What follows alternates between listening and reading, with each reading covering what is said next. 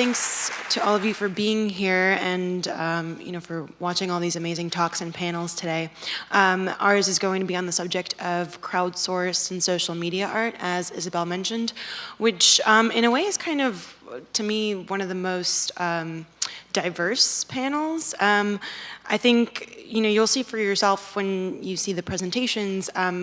It's going to encompass everything from sort of collaborative, more interaction-based, performative pieces, pieces that create tools for creative expression that engage audiences as, co-conspirators, collaborators, both with the artist and with themselves in creating new work.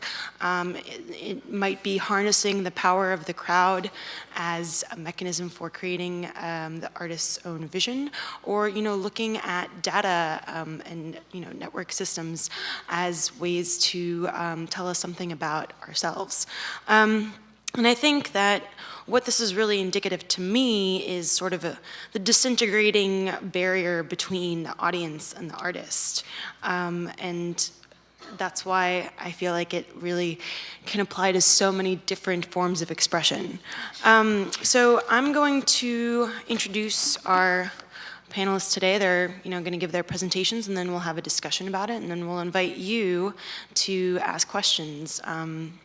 This being a crowdsourced panel sort of makes sense to let the crowd do some asking as well. So first we have Jason Eppink. By day, Jason creates interactive experiences, organizes events and exhibitions, and throws raging art parties as the assistant curator of digital media at the Museum of the Moving Image in New York. By night, he creates transgressive and participatory moments in public and online spaces. In between, he teaches digital art to impressionable young minds at NYU. Thanks, Julia. Thanks, Isabel. Thanks, everyone. So I have 5 minutes to sort of drop this. I want to briefly frame what I'm going to talk about by starting with something I've been thinking about recently, which is going to sort of arrive at what this panel's about. And that's the tension between two competing ways we value creativity and creative output. And those two values are process versus product. Now, these are words that we use a lot to talk about cultural production, and I want to specifically dive into the tension between these two values. Valuing process focus on how creativity affects the creator, whereas valuing the product focuses on how creativity affects culture at large. It's maybe one way to put it is personal impact versus social impact. A focus on process, for example, values art therapy, or wall murals by school children, or community theater, while a focus on product values milestones, exemplars, era-defining moments. So these two values map to the two roles that I have in this system, and this is actually the first time I've ever sort of taken the stage to represent both, as both a creator and a curator. As a curator, my role is to find and promote exemplars, cultural production that is accessible in a context outside of the creator's process, work that tells us something about our greater culture and society. As a creator, I'm on the other side of that, hoping the things I make are interesting to at least some people. If I'm lucky, something I make will fit into a larger social narrative. If nothing else, I've learned something about myself and had fun in the process. So because of these two competing roles that I have, I find myself in a dilemma. I serve as a judge of a creative work's value to society, but I also understand the personal value of creativity. And let's be honest, most people are never going to make a culturally defining creative works. Does that mean they should give up their creative pursuits? Of course not. So how do I balance my fierce passion for good work and my role in shaping that discourse with my desire to always encourage people to keep creating? Right now I'm focusing on this part of the question. How can I create and promote opportunities for participation in a way that is constructive and valuable for everyone involved? And that last part I think is really operative. I don't think this is the answer to my dilemma, but I think it's one step in confronting it. So that's how I sort of arrive at what I want to talk about this panel today. Here are two of my recent efforts, one as a creator and one as a curator. This is as a creator, and it's a project called the Reanimator Lab. It's with two of my collaborators, Kelly Geller and Adrian Silverman. And what we do is we find short animations, we break them down into individual frames. This is a molecule. And then we put them on monitors, put pieces of paper on them with registration marks, put them out at parties or other sorts of social gatherings, give people markers, glitter pens, construction paper, have people recreate those frames however they want, pull them back together, photograph them, reassemble them, and then reanimate them. And so what you get is something where the motion is really fluid, but each frame has its own character to it. I cannot claim to have invented this process. This is influenced by a lot of work, particularly Chris Milk and Aaron Koblin with the Johnny Cash Project. Also a really great music video called Bubbles in Space, directed by Josh Hassan. But I think maybe what we bring to this is doing it in one physical space as a community. And actually we call this a community-sourced animated GIF filter. So that's sort of wearing my hat as a creator. And now as a curator, I want to show you an installation that actually just closed on Sunday that I curated at the Museum of Moving Image called We Tripped El Hadji Diouf. About a year and a half ago, this animated GIF was posted to Something Awful by a user known as Tfin. And then right next to it was this animated GIF where his opponent who tripped him has been doctored out. Tfin basically said, I think this is really interesting. I think there's a lot of potential here. I'd love for you to imagine what tripped El Hadji Diouf. Over the course of the next month, more than 100 animated GIFs flowed into this thread, imagining El Hadji Diouf being tripped by a wide variety of things. Sometimes he's actually cut into scoring a goal, in MC Escher images. I'll just let this play.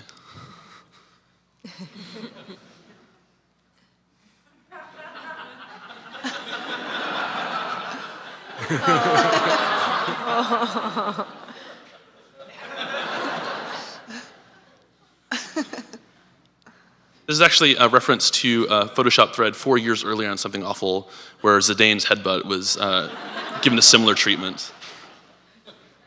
And then someone actually made an 8-bit sprite, uploaded it, and said, do this what you want with this, which spawned a whole sort of sub-series of video game GIFs.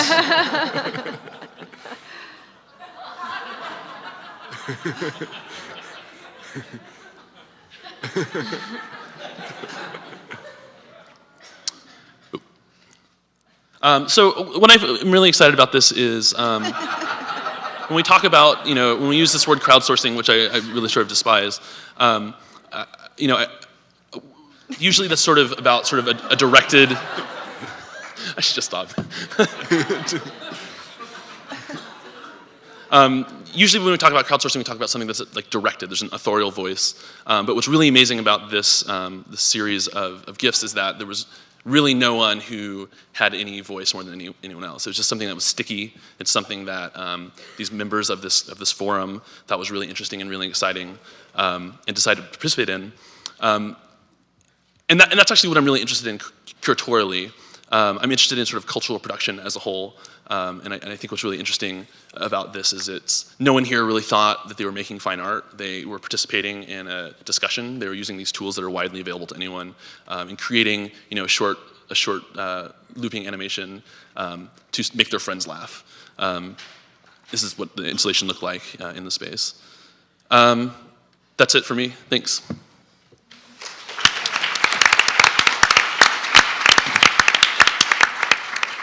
Thank you, Jason. That was some very necessary comic relief. Up next, we have Melissa Mongiat and Mouna Andraos of Daily tous les jours. Daily tous les jours researches new ways to interact and tell stories, believing in participation, empowering people to have a place in the stories that are told around them. The experiences created bring magic to everyday places, behaviors, and objects. Founders Mouna and Melissa come from the fields of interaction design and narrative environments. Their practice is at the intersection of participation, design, and technology. They have created projects for MoMA PS1, iBeam, London's South Bank Centre and Victoria and Albert Museum, Montreal's Nuit Blanche, Mutech, and Electra, among many other venues. They're currently presenting the musical interactive Kit Operette at Le Gaieté Lyrique in Paris, which is amazing. I visited it and it was one of the first encounters that I had with their work and one of the reasons I'm most excited to have them on the panel. So, please. Wow, thank you, Julia. Here we go. So I'm Melissa. I'm Mouna. And so we have a little studio in Montreal. Really, we work at the intersection of participation, design, and technology. We've had the chance to work a lot in public spaces. So these places were physical places for crowds to come together. And we like to say that we try to create collective experiences. What are collective experiences for us? It's to give participants a sense that they can achieve bigger things together than alone. So this is pretty abstract. A concrete example of us trying to achieve this was the project 21 Swings that saw a first edition last year and was presented this year on the streets of Montreal. So 21 Swings is a giant collaborative musical instrument in between two busy streets in Montreal. So we really explored the reward mechanisms, trying to see how we can amplify individuals' gestures. So starting with individual motions would trigger notes when swinging. And then we would move into rewarding cooperative gestures. So when in synchronicity, when the swings would move in synchronicity, melodies would emerge. So you can see. So this was really good to stimulate people to pay attention to what they're doing in the public space, creating a new ritual, and generating all sorts of exchange and conversations. Another project? Second project, kind of building on this idea of creating awareness of each other's action. We were invited by Northern Lights and the Minnesota State Fair to do a piece at the fair. It's the biggest fair, one of the biggest fairs in the US. 150,000 people come by every day. And there are lots of energy. Everybody's happy to be there, but no one's really doing things together. So we wanted to kind of have an opportunity to invite people to do something together, which was this giant sing-along, where we installed 32 microphones, a giant screen, a playlist that people voted for online prior to the event, as well as a little bit of auto-tuning and some software to help everyone sound more in tune with each other. Always helps. And the result was really kind of 12 hours, 8 a.m. to 8 p.m. of people of all ages coming through on classics and more contemporary music, just singing together. It was a space to drop your fears of singing alone, and also your excitement about your individual voice. Here, the crowd backs you up and amplifies the individual contributions. So we'll show you a little bit of the energy.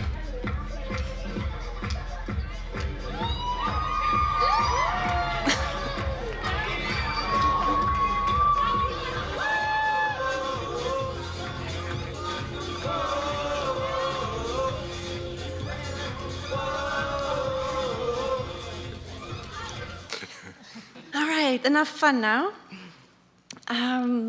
Now we're in, exploring group voices to individual voices. We're now in December 2011. Rewrite the Year took place on a facade in Surrey, paying homage to a year of protesting and occupying. We revisited 365 headlines from newspapers sourced from around the world and invited passersby to rewrite them together. So using the public space as a place to reflect together on what happened. And using text messages, people could simply change the words of the headline. And we also had a version online that could, for anyone, anywhere to participate. So some samples of the stuff we gathered.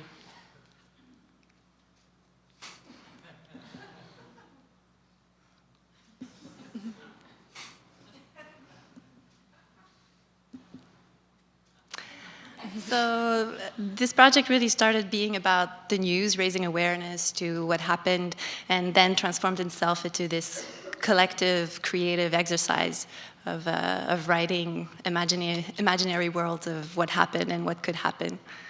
And this was the archive that's online that's still there, ever evolving. And we liked, if you don't like it, change it, as a moderation statement. And also just the purpose of the project being about responsibility and ownership. So the key challenge in a lot of our work is how to create engagement and the sense of ownership in people. How do we get them to actually play along? How much constraints do we give them versus how open do we want the authorship to actually be? And each project is a new kind of attempt at sizing this balance. This is the project, Julia was mentioning it, over the summer at La Gaîté Lyrique in Paris. It's called Kit Opérette, an homage to the history of the building. In this case, the stage is an open open space. People walk into it, and there are props that are scattered around. And following audio and visual cues, participants are invited to move the action forward of the operette, play the operette, all the different pieces and roles. So this is a dance, kind of revisited dance floor for the chorus of the operette. This ping-pong table is actually a dialogue table, so each character is represented by one of the players, and they exchange together through that game. Depending how good you are. Or not. At ping-pong. Making things advance. So this was kind of trying to give you an overall just flavor of the work that we do. And I guess one way we'd like to think about it is to try to ignite in people a sense of what's possible, and hopefully inspire them to reinvent little bits of themselves, of how they interact with each other or the places they live in. Let's do this. Thank you.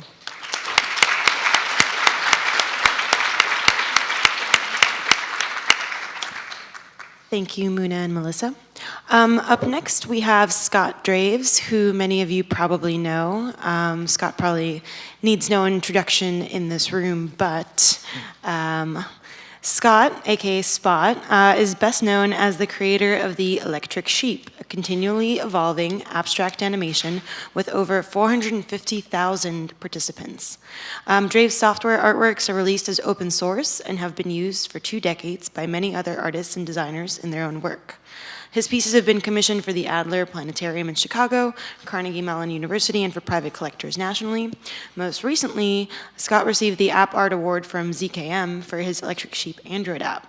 And when not working as a full-time artist, he's worked for a series of technology companies, including Transmeta, Inktomi, DreamWorks, and presently at Google. Scott? Thank you, Julia. I'm going to talk about the crowdsource aspects of the Electric Sheep and the flame algorithm on which it's based. So both of these are long-running projects. The Electric Sheep started in 1999, and the flame algorithm actually goes back to probably 1992 or so. And there are various sort of levels or forms of participation, are different ways that the public and other artists and programmers can come into these projects. But really the fundamental one is code. And the original form of crowdsource is open source. And that's because I create my art by programming, and and I use the GPL license for the code so that everybody can benefit from what they do. And this allows we take contributions from other programmers, and we can, with many people working together, the software can do things that that even the original creators didn't imagine. So the images in the Electric Sheep are created with this flame algorithm, which doesn't work like normal computer graphics by drawing lines and polygons. It works by solving an equation, and so it just works with a big array of floating point numbers in memory. And that means it takes a really long time. It takes about an hour per frame to render. And so the basic way the Electric Sheep works is as a screensaver, and it's run by thousands of people, and all of those computers are working together as a supercomputer to create their art. So each computer renders one frame of animation, and together that forms they all get combined together to create the final result, which is shared on everybody's screen. And so that's sort of the second kind of participation besides people programming, it's computers working together. The next kind is Darwinian evolution. And so the design of the images actually sort of comes from evolution. And so the images have a genetic code, and everybody who's watching can vote on whether or not they like what they see, and the things that people don't like die and disappear, but the popular images mate with each other and have children, And so there's evolution in order to satisfy the human aesthetics. And it doesn't use just Darwinian evolution, we also have intelligent design. So because the rendering algorithm was open source, there's somebody who, actually it's happened 6 times now, people have extended the algorithm and put a GUI, an interactive designer on it. So now you can open up the genetic code for one of these sheep and make your own, sort of turn all the knobs and come up with your own sheep and upload it into the server where it will sort of compete for attention with the artificial intelligence. And so this human design team is sort of collaborating and competing with the AI because either one can riff off the other. And I use the Creative Commons license in order to sort of enable that because, you know, the genetic algorithm is sort of the manifestation of derivative works in the intellectual property domain. And this, but this software is not only used to create sheep, you can, instead of uploading your design, you can just, you know, print it out. And so there are lots of other artists use my algorithm without, you know, my permission or knowledge to make their own stuff. And here's a couple of recent examples. Now, one interesting aspect of crowdsourced art that happens is that because this is open to anyone to submit their stuff, and then it gets voted on, and sort of it gets driven by, you know, popular vote. It's not necessarily, the results aren't necessarily something that I intended or even like. And so in order to sort of scratch my own itch, I use this electric sheep sort of pop system to create another kind of art, which is limited edition and sort of museum quality aesthetics. And here's just by picking out my favorite sheep, editing and polishing them and turning it into final artworks that sort of show up in various like immersive projections. This is a 25 projector, 5-channel HD show in Hungary, and architectural versions. And you can get the software on electricsheep.org, and you can learn more about my work on scottdraves.com. Thank you.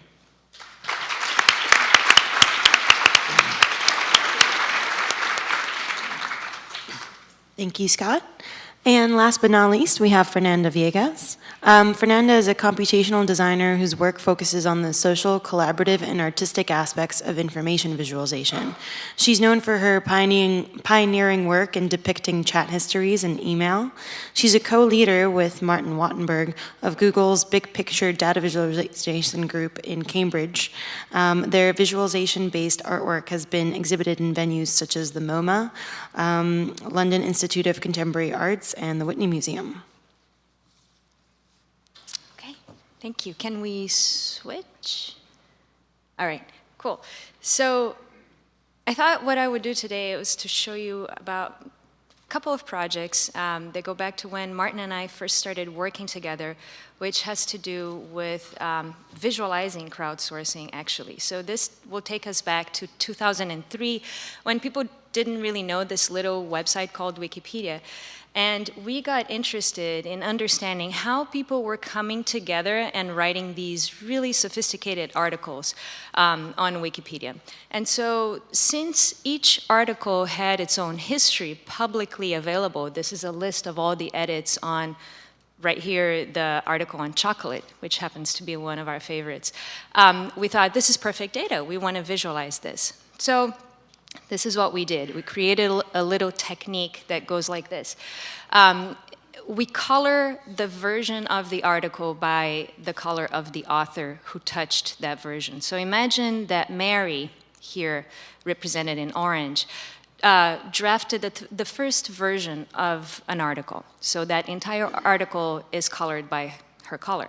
Suzanne comes along on version 2 and says, this is great, but I want to add a little paragraph at the end, so you have a little snippet of blue there, because that's Suzanne's color. And this repeats on and on, version after version. To make things even more clear, we connect the pieces of text that stay the same, version after version. And you can start to see things like, oh, this is where people added text, or this is where people deleted text. So let me give you a quick demo of what history flow looks like. So this is a visualization of the article on cats on Wikipedia, okay? And I am showing you version after version. You can see on the right that the text of the article is changing. And we're coloring it by authors. All the authors are here on the left. And you have things like this interesting little antenna here. This is someone who actually came along and added all these paragraphs of white text. And they happen to be about the cat command, the Unix cat command. Okay, so this got not deleted, but on the next version, someone redirected to a new page called cat Unix. And these were the kinds of things we were interested in, understanding what the dynamics were. So now I'm going to upload the article on abortion. So this is a much longer article. It's really long and complicated. But you can see a couple of gashes here. So what happened here is that you had this beautiful article and then boom, someone deleted the entire thing, okay? And over here, not only did they delete, but they said abortion is great. And then the second time around, they added abortion is good. And then it got fixed. But one of the interesting things we saw is how fast things were getting fixed. So if we go back here, this mass deletion happened on December 17th at 4:06. It got fixed on the same day at 4:07, a minute later, okay? So this was something that started tipping us off to, wow, how is this community really working? How are they doing this? Let me show you a final one of our, like I said, favorites. This is chocolate. So on top of being very pink, you can see the zigzag, right? Exactly, so Scott is telling me what that is. The zigzag is an edit war. So people were putting a piece of text and taking it away. I can show you what this is. So back here, this little paragraph in white was added, which is this snippet here. It says, extremely rarely, melted chocolate has been used to make a kind of surrealist sculpture called collage. Okay, so this was put by Daniel C. Boyer. It survived for a long time, and then someone said, removing Boyer invention. Well, he comes back and says, reverting, collage is not a Boyer invention. Well, Google search for chocolate collage finds only Boyer. These are the comments here at the top. And then someone says, reverting. Leave your humbug out, reverting. And it goes on until they settle, okay? So this is, again, another pattern that we actually, when we visualized, this was the first time someone visualized Wikipedia, we had no idea, first of all, if there were any patterns, and second, if there were patterns, what they would be. We got rid of all the authors colors, and you could see, the darker a piece of text is, the older it is, so this means that probably it's high quality. So now let me go back and show you a very different project that we did where we actually crowdsourced the data itself. So Martin and I wanted to visualize desire, more specifically the desire to touch and be touched by your lover. So you don't get that data set anywhere on the street, right? So what we did is we created a map of the human body, the female body and the male body, and we actually went on, and with all these points you can see here, and we went on Mechanical Turk and we started asking people, how much would you like your lover to touch you here or there? We actually created a whole interface to do that where we would prompt people to different spots on that map and say, how desirable is this point? How desirable is that point? And then we visualize the results. So this is the visualization here. It's a heat map. You can see that the brightest spots are the most desirable, which is not very, surprising, but there were surprises. So let me show you. I'm going to compare here on the left, women's desire to be touched versus on the right, their lover's desire to touch them. And isn't it interesting that the nape, the back of the neck, is one of the highest points for women wanting to be touched, but their lovers are sort of missing the point there, right? We also visualized the same data set as sort of a cartogram, so we actually made things bigger or small, depending on how desirable they were. No fetishism here with feet, as you can see. And then you can get all scientific and create a matrix of desire. And sure enough, at the very top here, you get the nape. So this is, again, a place where we were crowdsourcing the data. And to finalize, I want to show a more recent project where the crowdsourcing happened at the level of the data itself. So the government actually crowdsourcing models of data. And this is the wind map. This is a map that shows live the wind in the US right now. And we can start interacting with it and seeing that it's a pretty calm day in New York. But if we go back, we can see that there are all sorts of interesting and crazy patterns. This is obviously the mountain area, but you have, it seems like Canada is getting all of our air today. We have a gallery that shows just how different the wind patterns can be. What I'm bringing up here is Hurricane Isaac. And we had people actually emailing us during the hurricane saying, I'm sitting here in Baton Rouge just waiting for this to blow over, and I can't stop looking at the map. So I think I'm gonna stop here. Thank you. Okay.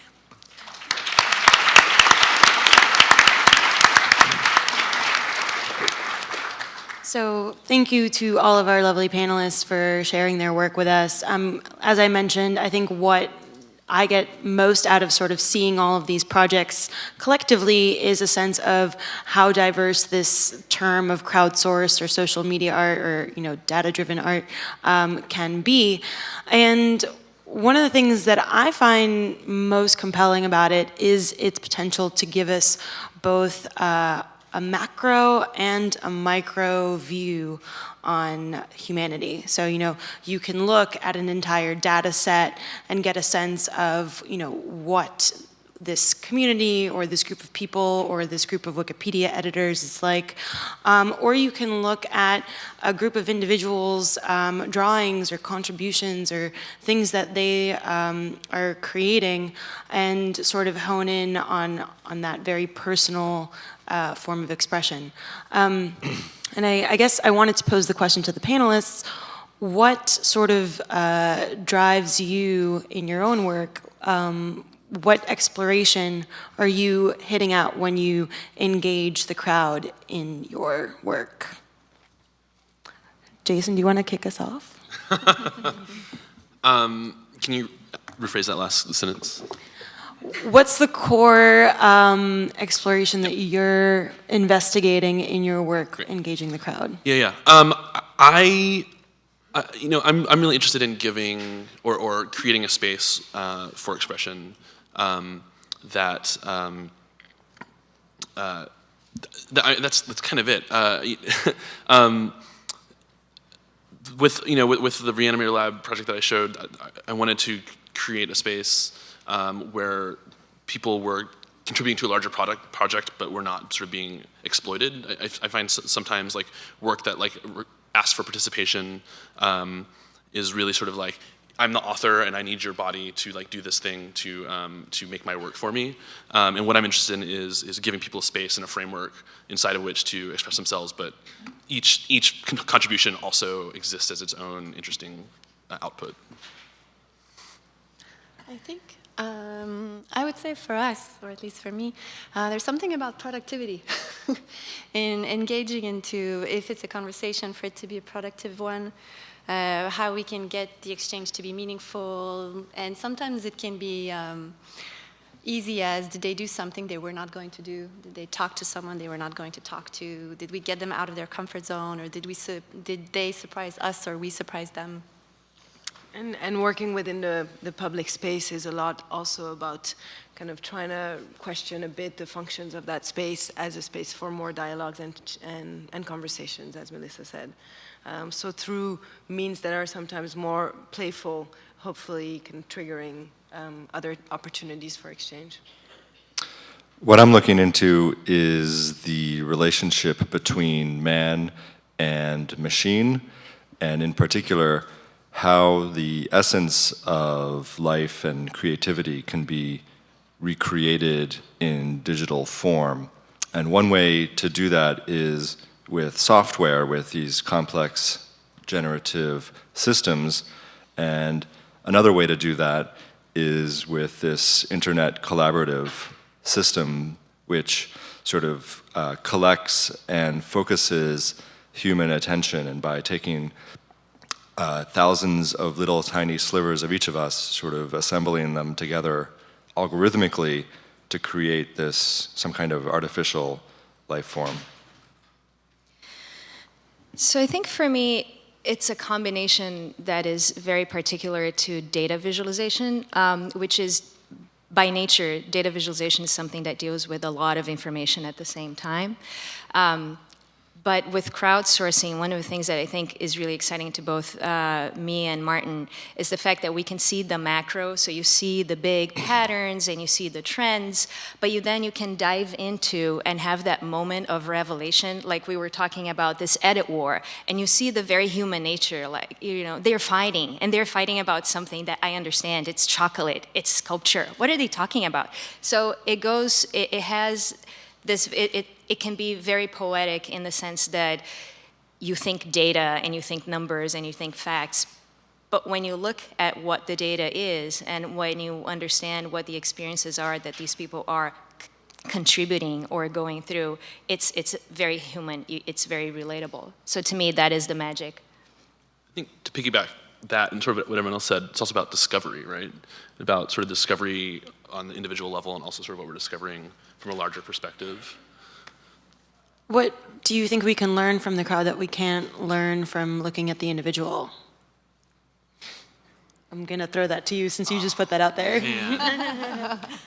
I mean, okay, so you know, let's look at memes. I forget who it was that posited that memes are our god, but like there's this system by which there are hundreds of thousands of people who are creating and iterating image macros and other sorts of bits of text, and for whatever reason, these things that get filtered out of 4chan into the real world, I think are representing a real psyche, or a real glimpse into like sort of the internet psyche, and that process is something that I don't think anyone. It's a great challenge to some of the more code-oriented people to like find that algorithm. I'm just fascinated by how that works, and it's such a complex process. But in the end, what we're getting are like totally democratic expression, like cultural expressions that because we have developed these systems on Reddit or whatever, of sort of upvoting and downvoting, these memes and are representative of like our psyche in a way. Fernanda, did you want to take a stab at that too, about what we can learn from the crowd that we can't learn from an individual?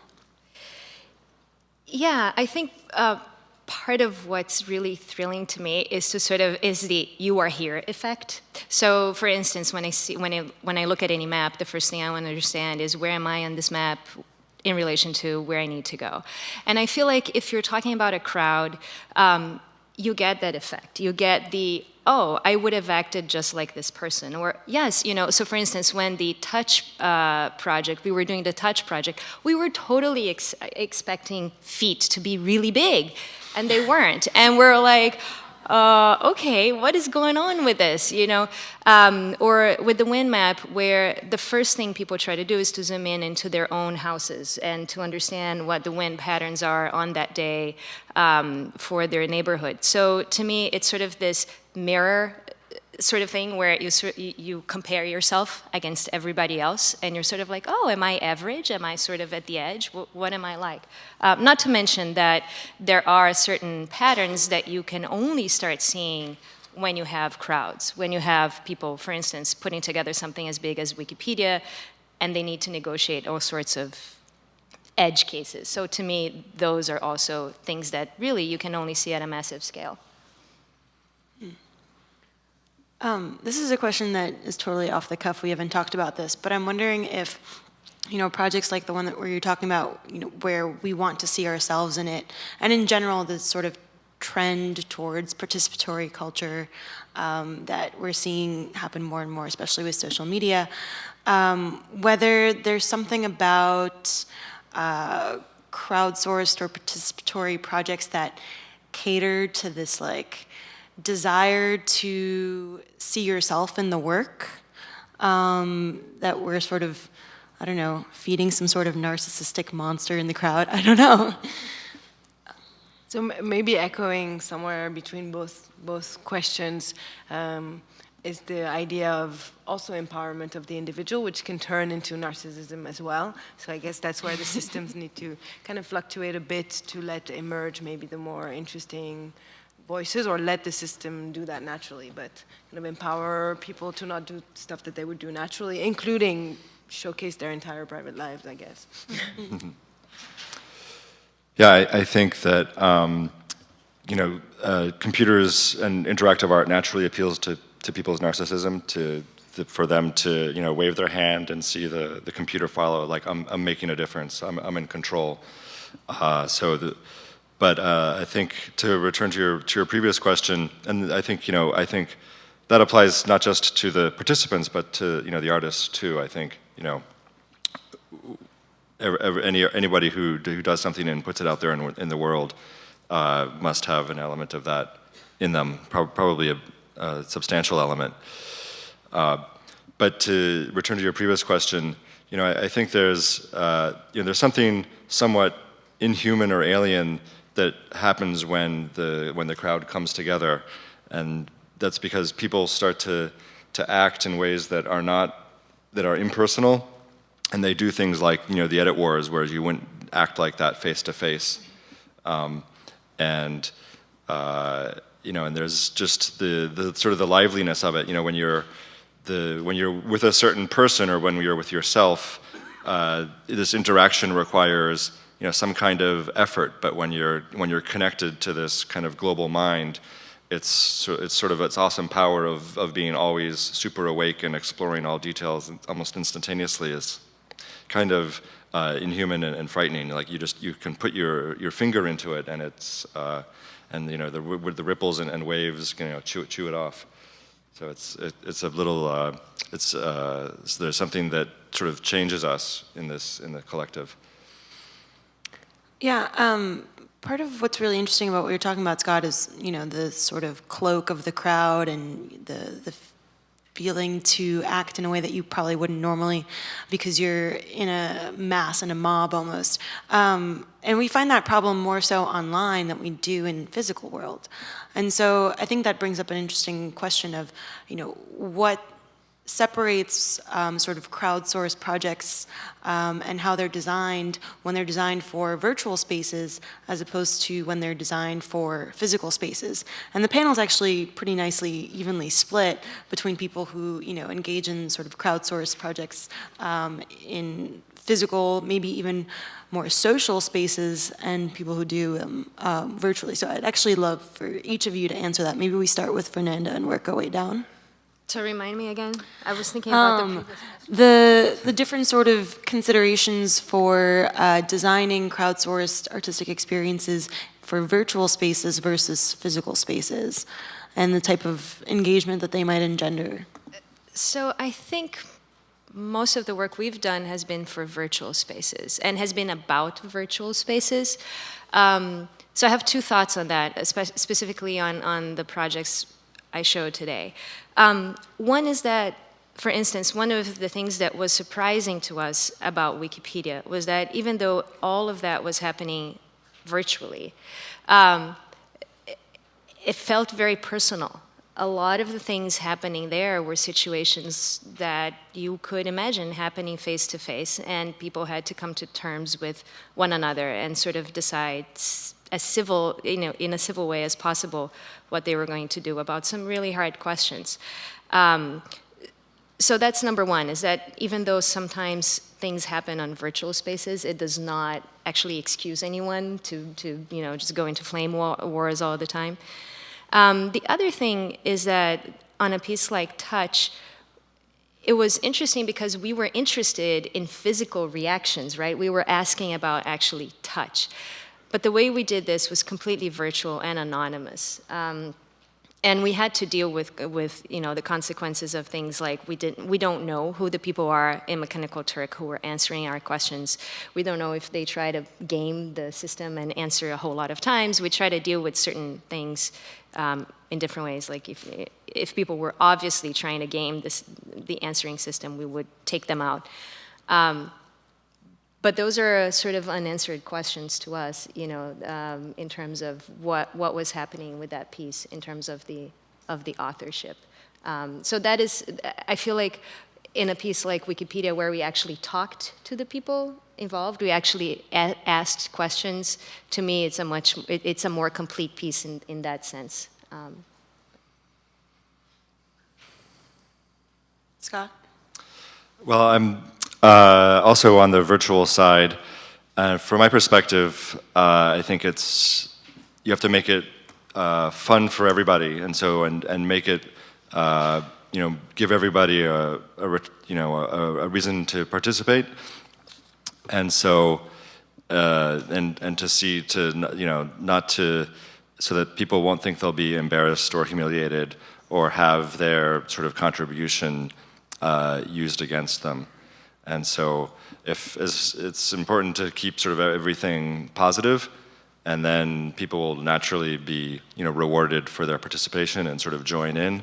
And then the more participation you get, then that attracts more people into the participation, because when people see something happening, they want to be a part of it. And so I think you need to start out with something that's with a core positive experience, and then it will grow in a positive direction. So in the virtual world, part of how we do that is with licenses and just sort of user interface design, and making sure you delete the griefers from your forum, and delete the spammers and all the sort of the parasitic elements that sort of try to come into a community.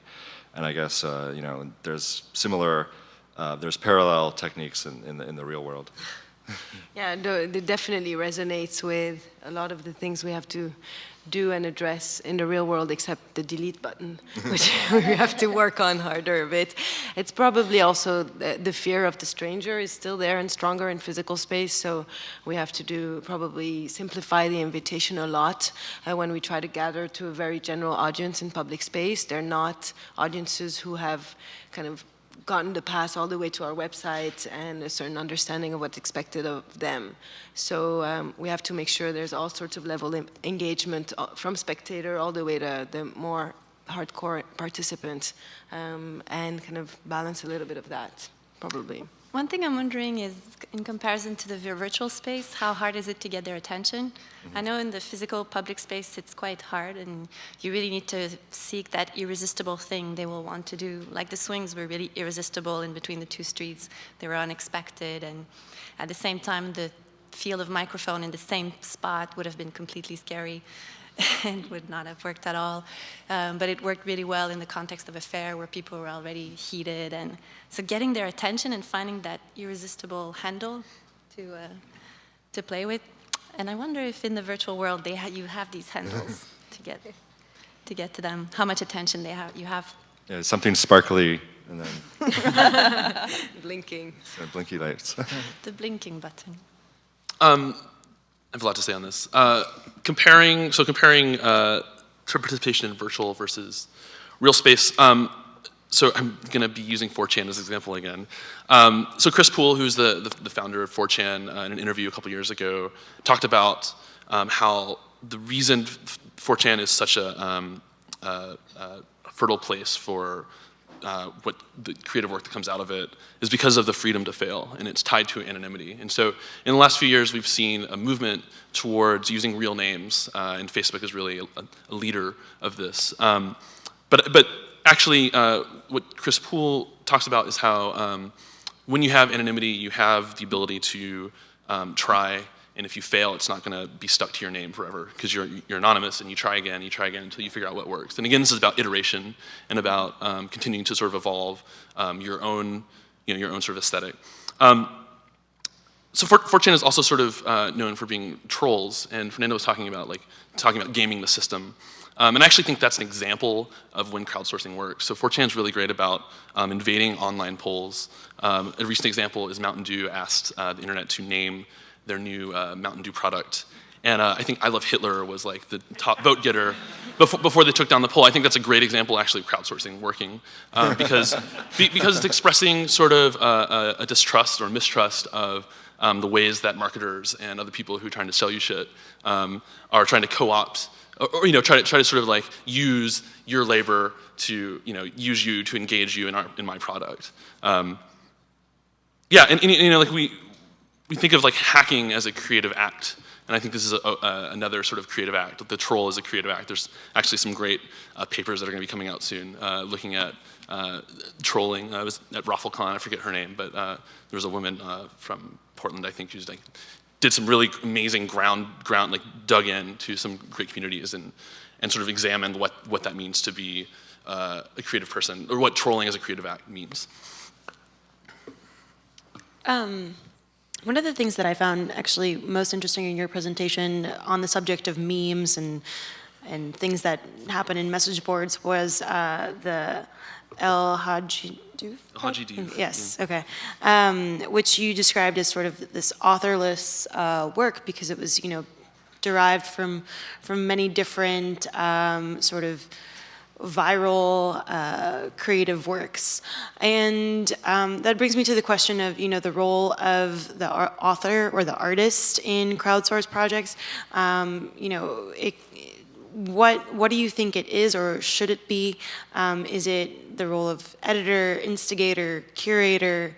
And I would actually love to hear each one of you answer that, but start with Jason. Yeah, sure.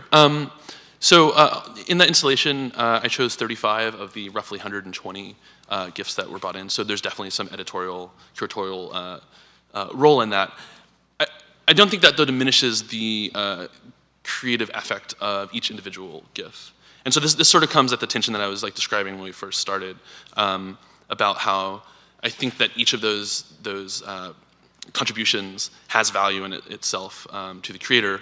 But as someone who's trying to sort of tell this story to a larger audience, I had to like decide which were the most accessible, which had the best production value, which that an audience would connect with. And yeah, and each, and so at the same time though, while each GIF has sort of a value to its creator, it also doesn't, it derives its greater value from being a part of that larger conversation. And that was, so that's also sort of like the authorship question. Like, I scribbled these notes, and I'm an author of those notes, but it doesn't have any sort of value. It's sort of these works in the context of the larger story that they told. That was like what gave them value.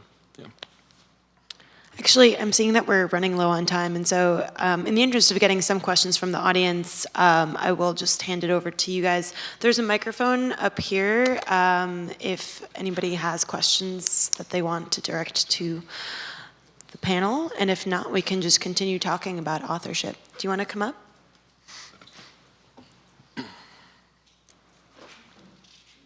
I was just interested because you mentioned triggers, how much you think about the motivating forces and the editorial expertise that happens that shapes and shifts and moves crowd decision making, and how much you're attending to that as you visualize and create environments for observing the crowd behavior. So I'm thinking about, like, if you'd asked a sadist where they wanted to be touched, you would have gotten it, and you can't see that. But same thing with the Wikipedia. Like, there's a certain amount of responsibility as you create the observational framework for thinking about who the sources of, or where the expertise lies, and what drives the good and the bad in us that drive us to migrate as a crowd. Mm-hmm. So in terms of Wikipedia, it was interesting because, that was all happening without us, right? So Wikipedia was happening, it was flourishing, and we decided at one point we're going to start visualizing it. The interesting thing there then is that we got in touch to understand those patterns, understand things like, how are you fixing things in a minute across the board? How are you doing this? We can see it on the visualization, we don't understand. We actually got in touch with the community, and then they learned about this project, saw the visualizations, got really interested, and actually we had an entire conversation with them. They're like, wow, it would be really cool if we could have one of these diagrams for every article. Because part of the thing for them, remember, this was the beginning of Wikipedia, was that it was really in their interest to show the world that what was happening there was serious and was meaningful, and that there were tons of people doing this thing together. So these visualizations, in a sense, made it concrete and helped people understand what was going on and how they were achieving what they were achieving. So we actually, got into conversations with them, but it didn't happen that we could actually instantiate one of those diagrams for every single thing. But we did send them prints. They have things hanging on their walls, and different people had asked us to visualize different pages because they were interested in that. So that was really satisfying to have this sort of back and forth with them. People were asking us things like, well, what if we do have a visualization like that for every page? Wouldn't people start gaming it so that they can spell their names on the visualization, with the edits? And we're like, it could be. It would be a lot of work, but yeah, you could imagine someone doing something like that. On the touch piece, you're absolutely right. Like I said, we had no control over who was answering those questions. We had all sorts of, follow-up questions we would have loved to answer the crowd, but the setup was such that we had no handle on this crowd. It was completely anonymous, so we didn't.